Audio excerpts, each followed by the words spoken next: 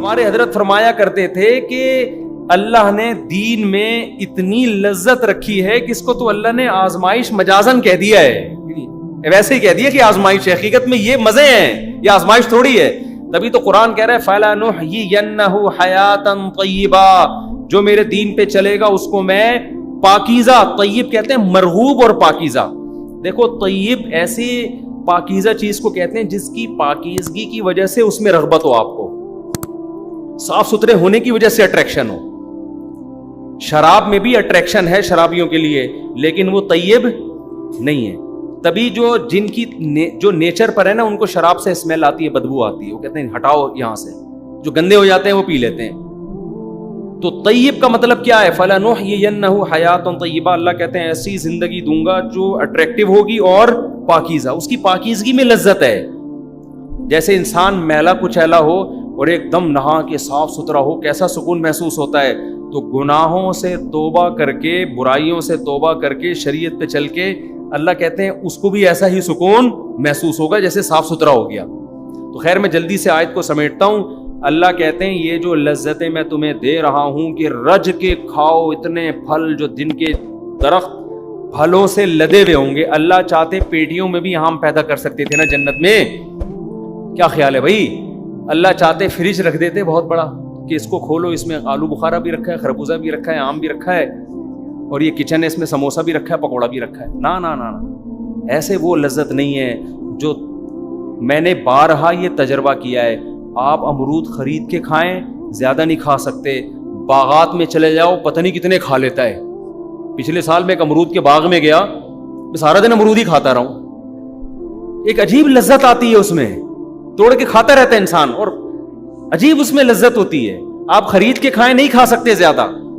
تو درخت میں جو پھل لٹکا ہوا ہوتا ہے نا، سیب کے باغات میں ہم 8-10 سال پہلے گئے، وہاں ہم اور بھی دوست تھے، اگر میں اکیلا ہوتا تو میں سمجھتا شاید میں کو پیٹوں، اور بھی ہمارے ساتھ دوست تھے، سارے سیب اتنے کھائے ہم نے، اتنے کھائے۔ یہ ایک الگ لذت ہے، باغات میں جو پھل لدے ہوئے ہوتے ہیں اس میں ایک الگ اٹریکشن ہوتی ہے۔ تو اللہ کہتے ہیں تم نے جو ماضی میں اعمال کیے ہیں نا وہ اتنے اچھے کیے ہیں، ان اچھوں کی وجہ سے اب تم یہاں کیا کرو؟ عیاشی۔ تو کیا وہ اچھے اعمال ہیں بھائی جو جس کی وجہ سے اللہ اتنا خوش ہو جاتا ہے؟ وہ کیا اچھے اعمال ہیں؟ تو وہ اچھے اعمال میں بیسک کیا ہے؟ برائیوں سے بچنا، اسی کو اچھا عمل کہا ہے۔ سمجھتے ہو کہ نہیں سمجھتے؟ فحش فلمیں دیکھنا چھوڑ دے انسان، یہ برائی ہے۔ بد نظری کرنا چھوڑ دے، زنا کرنا چھوڑ دے، شراب پینا بولو چھوڑ، داڑھی کٹانا چھوڑ دے، نماز قضا کرنا چھوڑ دے، ماں باپ کے ساتھ بدتمیزی چھوڑ دے، رشتہ داری توڑنا، جتنے بھی گناہ ہیں، یہ میں اپنی طرف سے نہیں کہہ رہا، قرآن کہہ رہا ہے ان تجتنبوا کبائر ما تنہون عنہ، جن گناہوں سے تمہیں روکا جا رہا ہے ان میں بڑے بڑے گناہوں سے اگر تم بچ گئے، نکفر عنکم سیئاتکم، چھوٹے چھوٹے کیا کر دوں گا؟ معاف۔ واہ بھائی واہ، سمجھ میں آ رہی ہے بات؟ یعنی اللہ خود اس کو برائی بھی کہہ رہا ہے، لیکن کہہ رہا ہے اگر چھوٹی ہے تو کوئی بات نہیں۔ یہی بات بھائی، گورنمنٹ جب قانون بناتی ہے تو گورنمنٹ یہ آپشن دیتی ہے کہ یار یہ لا ہے، لیکن اگر یہ اس لا کی کوئی توڑ بھی دے تو کوئی مسئلہ نہیں ہے، یہ والا لا توڑے گی تو مسئلہ۔ گورنمنٹ سے پوچھیں گے بھائی کوئی بھی لا توڑو گے سزا ملے گی، چاہے چھوٹا لا بنائے اس لیے جاتا ہے کہ اس کو فالو کیا جائے۔ اللہ کی رحمت دیکھو، اللہ کہہ رہے ہیں چھوٹے گناہ میں بھی ہونی تو سزا چاہیے تھی، لیکن تم بڑے چھوڑ دو گے تو میری رحمت بھی تو ہے نا، تو چھوٹے موٹے کیا کروں گا؟ چھوٹے موٹے معاف کا مطلب بغیر توبہ کے، کیونکہ توبہ کے ساتھ تو بڑے بھی معاف ہو جاتے ہیں۔ تو بڑے گناہ کیا ہیں میرے بھائی؟ یہی تو ہیں، زنا کرنا، نماز کا قضا کرنا، داڑھی کاٹنا، شراب پینا، کبھی بدنظری ہو گئی یہ چھوٹا گناہ ہے، بدنظری کی لت پڑ گئی ہے یہ کیا ہے؟ یہ بڑا گناہ ہے، کیونکہ صغیرہ گناہ پر اصرار جو ہے نا بار بار، اور بدنظری ایسی چیز ہے کہ جو کبھی کرتا ہے وہی ہمیشہ کرتا ہے۔ یعنی آپ نے سن لیا کہ کبھی کبھار تو چھوٹا ہے تو آپ نے کہا چلو ایک دفعہ دیکھ لو، ایسا نہیں ہوتا۔ وہی متنبی والی بات ہے، ایک خواہش آپ نے پوری کر لی نا، جو جب آپ نظر ہٹاؤ گے وہاں سے، وہ ہزاروں انڈے بچے اس خواہش نے دے دیے ہوں گے. پھر آپ کا دل کرے گا یار وہ دیکھا تھا وہاں بھی دیکھو وہاں بھی دیکھو, پھر انٹرنیٹ پر دیکھو گے فوش چیزیں, پھر اس سے آگے بڑھو گے تو یہ خواہشات بڑھتی چلی جائیں گی. تو ایک کام تو فوراً کر لو, بس اس کے بعد میں بیان ختم کرتا ہوں. بریک ضرور لگا لو, جہاں ہو وہیں رک جاؤ. اصل تو یہ کہ کبیرہ گناہ میں انٹرنیٹ پر فحش فلمیں اور یہ جو ہینڈ پریکٹس وغیرہ کی اللہ معاف فرمائے لت پڑ گئی ہے لڑکوں کو, اور یہ جو اس طرح کی بیہودہ حرکتیں بہت زیادہ ہو گئی ہیں. نماز فجر کی تو اکثر لوگ قضا کر رہے ہوتے ہیں. ایک کام ضرور کرو کہ گناہ میں اگر ایک حد تک جا چکے ہو نا تو ایسا کرو کہ پیچھے آنا شروع ہو گے نا, اس کا پتہ ہے فائدہ کیا ہوگا, کم از کم آگے بڑھنے سے رک جاؤ گے. ایک آدمی نے مجھے کہا کہ یار مجھے فحش فلمیں دیکھنے کی عادت ہے, میں جب دیکھتا ہوں میں توبہ بھی کرتا ہوں, صدقہ بھی کرتا ہوں, روزے بھی رکھتا ہوں, سزا بھی دیتا ہوں, صحیح رو رو کے توبہ کرتا ہوں, پھر دوبارہ دیکھ لیتا ہوں, پھر توبہ کرتا ہوں اور ایسا لگتا ہے اب کبھی نہیں ہوگا اور اب میں ہمیشہ کے لیے بچ گیا اور صدقہ بھی کیا, سزا بھی دی, روزہ بھی رکھا, پھر کر لیتا ہوں. میں نے اس سے کہا اس روش سے باز نہیں آنا, یعنی اس توبہ سے, یہ سوچ کے کہ مجھ سے بار بار گناہ ہو جاتا ہے تو اب میں صدقہ نہیں دوں گا, روزہ نہیں رکھوں گا اور اب میں گناہ پہ کمپرومائز کر لوں گا, یہ کبھی نہ کرنا. سمجھ میں آ رہی ہے بات میں کیا کہنا چاہ رہا ہوں؟ بے شک بار بار گناہ ہو رہا ہے لیکن بار بار توبہ بھی تو ہو رہی ہے نا. ٹھیک ہے گناہ چھوٹ نہیں رہا, یہ غلط ہے, اصل تو یہ کہ چھوڑو اس کو. لیکن میں نے کہا اگر یہ کہہ کے توبہ یا صدقہ یا سزا دینا چھوڑ دی نا تو پھر اس سے آگے جاؤ گے. ابھی اس سزا کی وجہ سے وہیں بریک لگی ہوئی ہے آپ کی. شیطان پتہ ہے کیا کہتا ہے؟ شیطان کہتا ہے تو نے 20 دفعہ توبہ کی ہے, 20 دفعہ اپنے آپ کو سزا بھی دے چکا ہے, روزہ رکھ کے یا صدقہ کر کے, جو بھی سزا انسان اپنے لیے متعین کرے, اور پھر بھی ہو رہا ہے تو چھوڑ یار, کرتا رہ یہ بیٹھ کے. یہ شیطان کا بڑا حربہ ہوتا ہے, کیونکہ یاد رکھو آپ نے خواہش پوری کر لی, یہ خواہش یہاں رکے گی نہیں, نہ یہ آپ کو آگے بڑھائے گی, زنا کی طرف لے کے جائے گی. یہ دماغ سے نکال دو کہ یہیں بریکیں لگیں گی. یہ جتنے بڑے بڑے دنیا میں عیاش اور کبیرہ گناہوں کے مرتکب ہیں, یہ پہلے چھوٹے گناہ کرتے ہیں پھر یہاں تک پہنچتے ہیں. اچانک بڑے ڈاکو جو ہوتا ہے نا, جو بینکوں کو لوٹ رہا ہے اور ہزار گز کے بنگلوں میں ڈاکو بنا ہوا ہے, یہ پہلے مسجدوں سے چپل چراتے ہیں. یہاں سے شروع کرتے ہیں, انڈیکیٹر لے کے نکل لیے کسی بائک کا, کسی کی جیب سے 50 روپے نکال لیے, اماں کے پرس سے 50 روپے نکال دیے, ابا کی پینٹ سے 20 روپے نکال لیے. یہاں سے ہوتے ہوتے آہستہ آہستہ کانفیڈنس پیدا ہوتے ہوتے پھر بڑے بڑے بنگلوں کو لوٹتے ہیں. یہ کوئی ایسا نہیں ہوتا بالغ ہوتے ہی ایک دم کسی بلڈنگ میں ڈاکہ مارے, ایسا نہیں ہوتا. اگر آپ نے گناہ سے توبہ نہیں کی اور اپنے اوپر جرمانہ دے کے, اور پھر میں نے کہا بھائی جب آپ کو یہ فحش فلموں کی عادت پڑ چکی ہے تو نیٹ استعمال نہ کرو میرے بھائی. آپ کمرہ بند کر کے نہ بیٹھو, ایسی جگہ کمپیوٹر نہ رکھو جہاں تنہائی ہوتی ہے. بہت ساری چیزیں ہیں اور بھی اس کے بہت نسخے ہیں, طریقے ہیں, ابھی میں اس کی ڈیٹیل میں نہیں جا رہا. تبلیغ میں وقت لگاؤ 4 مہینے کے لیے, تاکہ ایک طویل عرصے تک جب اس سے دور رہو گے تو دور رہنے کی عادت, جیسے گناہ کرتے کرتے کرنے کی عادت ہوتی ہے, دور رہتے رہتے رہنے. ایک صاحب نے مجھے بتایا میں 4 مہینے کے لیے گیا اور میری یہ عادت بالکل چھوٹ گئی تھی, واپس آیا پھر مجھ پر اتنا غلبہ ہوا میں نے پھر یہ گناہ کر لیا. اب وہ مایوس ہو گیا, یار 4 مہینے لگانے کا بھی کوئی فائدہ نہیں. میں نے کہا نہ, یہ 4 مہینے تک اتنا دور رہے ہو نا تو یہ شیطان نے بہت تمہارے دل میں وہ جمع کر دیا تھا ایک گناہ کا جذبہ. وہ اس سے کبھی بھی یہ نہ کہنا کہ 4 مہینے کا فائدہ نہیں ہوا, ہو گیا فوراً توبہ کرو, چلے کے لیے نکل جاؤ, لڑو بھائی. ہتھیار ڈال دیے تو جہنم کی آگ ہے, لڑتے رہے تو شاید اللہ بخش دے گا. نہیں یہی بات میرا خیال ہے. لڑتے لڑتے مر گئے نا, بخشش کا چانس ہے, اللہ کہے گا اپنی طرف سے پوری کوشش کر رہا تھا, یہ کچھ اللہ بھی تو کرے گا نا. لیکن اگر ہتھیار ڈال دیے بھائی میرا کام نہیں ہے, میں نہیں چھوڑ سکتا, اس کا مطلب آپ آگ میں جلنے پر راضی ہو گئے ہو, تو اللہ کہتا ہے انلزمکموھا وانتم لھا کارہون, تم بخشش نہیں چاہتے, مجھ سے امیدیں لگاتے ہو کہ میں بخش دوں گا. ایسا نہیں ہوتا. تم جب جہنم پہ راضی ہو.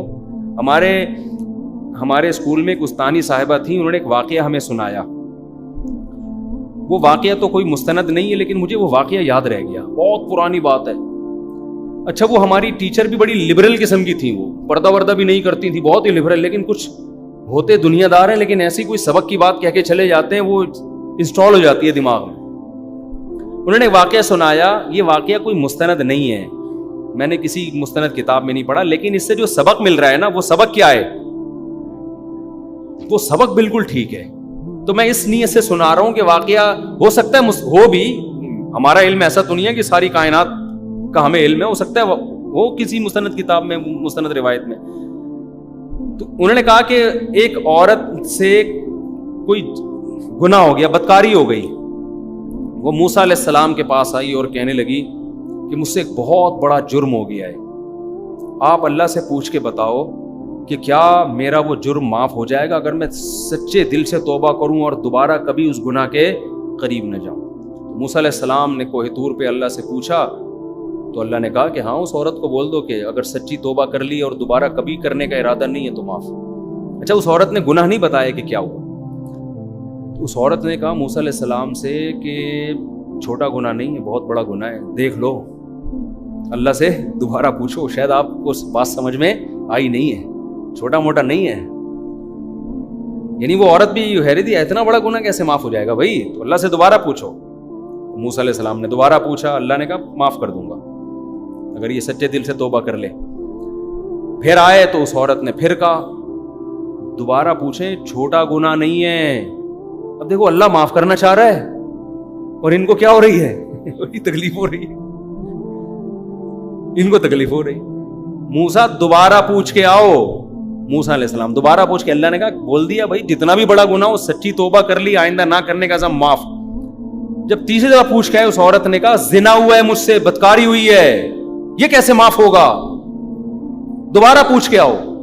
اب یعنی اس عورت نے کہا پورا میں گناہ کا بتا کے بتاؤں نا, ایسے شاید ان کی سمجھ میں نہیں آ رہا ہے. تو موسیٰ علیہ السلام اللہ کے پاس گئے, وہ کہہ رہی بدکاری ہوئی. اللہ نے کہا اب نہیں معاف کروں گا میں, اب میں اس کو معاف نہیں کروں. تو پتہ نہیں مستند ہے نہیں ہے, لیکن اس سے جو میسج مل رہا ہے وہ کیا مل رہا ہے کہ جب آپ خود اس پہ راضی ہو گئے کہ یار یہ میری سمجھ میں نہیں آ رہا کیسے معاف ہوگا, اور پتہ نہیں اللہ, یعنی آپ اپنے گناہ کو اللہ کی رحمت سے کیا سمجھ رہے ہو, بڑا سمجھ رہے ہو, تو اللہ کہتے ہیں جب تجھے یہ اعتراض ہو رہا ہے کہ میں معاف نہیں کر سکتا تو پھر جاؤ, پھر جہنم میں جلنے کا شوق ہے تو جاؤ نا بھائی. جس کو جہنم کا خوف ہے اس کو تو تھوڑی سی امید بھی کافی ہے یا نہیں ہے, تھوڑی سی امید بھی کافی ہے اس کے لیے. یار تھوڑی سی بھی کہیں سے سرا مل جائے نا تو اسی سرے کو ہم تو بچنا ہے جہنم سے, چاہے بار بار گناہ ہو رہا ہے بھائی, اللہ سے کہنا ہے ہم نہیں جا سکتے, ہمیں نہیں چاہیے جہنم, چاہے میرے سے 100 دفعہ معاف کرنا ہے تجھے, صحیح ہے نا, ہم نہیں, ہمیں سے برداشت نہیں ہوتا. تبھی تو حدیث میں آتا ہے کہ اللہ سے یوں نہ دعا کرو اے اللہ تو چاہے تو معاف کر دے, چاہے تو معاف نہ کرے, تو چاہے تو میری دعا قبول کر لے. تو کہا کہ اللہ جو چاہے گا وہی ہوگا. ہم نے دعا میں اللہ سے مانگنی, اللہ تو نے یہ کام کرنا ہے, باقی اللہ تو کرے گا وہی جو اس کی چاہ. لیکن بھائی ہم یہ نہیں کہہ سکتے اے اللہ ایکچولی میں چاہتا تو ہوں جہنم سے بچنا, تو اگر چاہے تو مجھے بچا لے جہنم سے. یہ عبدیت کے خلاف ہے. اللہ نہیں بھائی, ہم نہیں جہنم میں جا سکتے. ہم اگر بار بار گناہ ہم سے ہو رہا ہے, شیطان مروا رہا ہے, ہمیں کروا رہا ہے, ہمارا بیڑا گرک کر رہا ہے, ہم ندامت ہوتی ہے یار یہ کیا ہو گیا, ہم سے معافی چاہیے موت سے پہلے پہلے, کیونکہ موت کا کچھ پتہ نہیں ہے. گناہ ہو گیا فوراً توبہ کی طرف دوڑو بھائی, موت سے پہلے ہاتھ اٹھانے کی توفیق مل جائے, بڑی نعمت ہے اللہ کی. کیونکہ اللہ جیسے گناہ سے ناراض ہوتا ہے تو گناہ سے توبہ کرنے پر خوش بھی تو ہوتا ہے نا. یہ نظام عدل تھوڑی ہے کہ جب گناہ ہوا تو سزا دے رہا ہے اور جب گناہ کی معافی مانگ رہے ہو تو پھر جزا نہیں دے رہا. وہ کہے گا بھائی جیسے گناہ پہ عذاب دیتا ہوں ایسے ہی توبہ ایک نیکی ہے, اس توبہ پہ کیا کرتا ہوں میں, خوش بھی تو ہوتا ہوں میں. ہمارے ایک دوست تھے بچپن میں, ان کو شراب کی اور الٹی سیدھی چیزوں کی عادت پڑ گئی. ان کو میں کسی خانقاہ میں لے گیا, حضرت حکیم اختر صاحب رحمہ اللہ تعالیٰ, بڑے بزرگ تھے, زندہ تھے, ان کے پاس میں لے گیا. میں نے ان سے اس کو بیعت کروا دیا. اب وہ ایک دن آیا میرے پاس, کہہ رہا ہے یار میں بیعت ہو گیا, بڑا فائدہ ہو, لیکن پھر مجھ سے گناہ ہو جاتا ہے اور بار بار توبہ کرتا ہوں, اب تو مجھے توبہ کرتے ہوئے شرم آ رہی ہے. توبہ کرتے ہوئے کیا آ رہی ہے, شرم آ رہی ہے کہ اللہ بھی کہے گا وہی کل توبہ کر کے گیا تھا, رو رو کے ایسے گڑ گڑا جیسے سے زیادہ نیک دنیا میں کوئی ہے ہی نہیں, ٹھیک ہے. اگلے دن پھر بدماشی کر کے آ رہا ہے. تو وہ گٹکا بھی کھاتا تھا. گٹکا اس وقت میرا خیال ایجاد نہیں ہوا تھا. سگریٹ, پان, نسوار, چرس, جو نشہ نہیں کر رہا تھا نا وہ نشہ تھا جس کے اس کے پاس پیسے نہیں ہوتے تھے, باقی ساری چیزیں کر رہا تھا وہ. اور اس کو ہدایت بھی کیسے ملی, توبہ کی توفیق. توبہ کی توفیق ایسے ملی, کسی قادیانی نے اس کو لندن کے ویزے کی لالچ دے کے قادیانی بنانے لگا تھا اس کو. اچھا ہم سے آ کے قادیانیوں کے فیور میں بات کرتا تھا. میں اسے سمجھاتا تھا بھائی مرزا غلام احمد قادیانی جھوٹا نبی ہے, ایمان کیوں بیچ رہا ہے تو ہمارا کیونکہ دوست تھا نا, اس کو ہم سمجھا رہے یار تو شراب کباب سے اب یہاں بھی تو ایمان بیچ رہا ہے, کیا کر رہا ہے. اتنی بحث ہوتی, نہیں بات سمجھ میں آتی. ایک دن آیا میرے پاس میں, جمعرات کو نا میری چھٹی ہوتی تھی مدرسے کی, میں گھر آتا تھا تو وہ ملنے کے لیے آ گیا. مجھے کہتا ہے آپ سے ضروری بات ہے. اندھیرے میں لے گیا, وہاں پیچھے کہیں جو ہے نا وہ نئی آبادی بن رہی تھی, وہاں نئی نئی سڑکیں بچھی تھی, آبادی وہاں اندھیرے میں لے گیا. کہہ رہا بھائی میں توبہ کرتا ہوں قادیانیت سے, احمدیت سے, میری توبہ. میں نے کہا اللہ یہ کیسے ہدایت دی بھی, کیا ہوا؟ کہہ رہے یار جس قادیانی نے ناظم آباد میں ایک بڑا سیٹ تھا مالدار, وہ مجھے اس نے لالچ دی ہوئی تھی کہ یو کے کا ویزا دلوا دوں گا, قادیانی ہو جاؤ, اور میں ویزے کی لالچ میں, اور مجھے کہتے ایک دن کیا ہوا, مجھے اپنے گھر میں لے کر گیا. اندر 50 سال اس کی عمر تھی. کہہ رہا اتنا خوبصورت ہینڈسم آدمی تھا وہ, اندر بیٹھا ہوا ہے, میں باہر ہوں, نکل ہی نہیں رہا. گھنٹہ ہو گیا, 2 گھنٹے ہو گئے, باہر ہی نہیں آیا. اس کے بیٹوں کو بلایا, دروازہ کھلا تو ہارٹ اٹیک ہوا ہوا ہے, اوندھا پڑا ہوا ہے اور منہ سے خون نکل رہا ہے. کہہ رہا ہے میں کانپنے لگا. میں نے کہا بھائی یہ دنیا کا انجام کیا ہے؟ یہ انجام ہے جس مال کے پیچھے میں بھاگ رہا ہوں. یعنی اس کے دل میں تو لالچ تھی نا کہ لندن کا ویزا ملے گا, یہ ہوگا وہ ہوگا. کہہ رہا میں نے کہا یار یہ دنیا ہے. 2 منٹ نہیں لگے اس آدمی کو, جو مجھے جنت کے باغات دکھا رہا ہے دنیا میں, خود اس کا اپنا انجام کیا ہوا ہے. تو کسی کے ساتھ بھی موت ہو سکتی ہے نا. 50 سال کا ینگ آدمی, ایسے ہی موتیں ہوتی ہیں, آپ دیکھ لو, کھڑے کھڑے لوگ گر جاتے ہیں. کہہ رہے میں نے کہا یار میں اپنا ایمان بیچ رہا ہوں یار ان پیسوں کے پیچھے, کل میرا بھی یہی انجام ہوگا. تو اس کے الفاظ میں بتا رہا ہوں. قادیانی اعتراض کریں گے کہ یار یہ کیسی باتیں کر رہا ہے, میں اس کے الفاظ بتا رہا ہوں جو میں نے خود سنے ہیں. قادیانی اس کو مانے نہ مانے یہ ان کا مذہب ہے.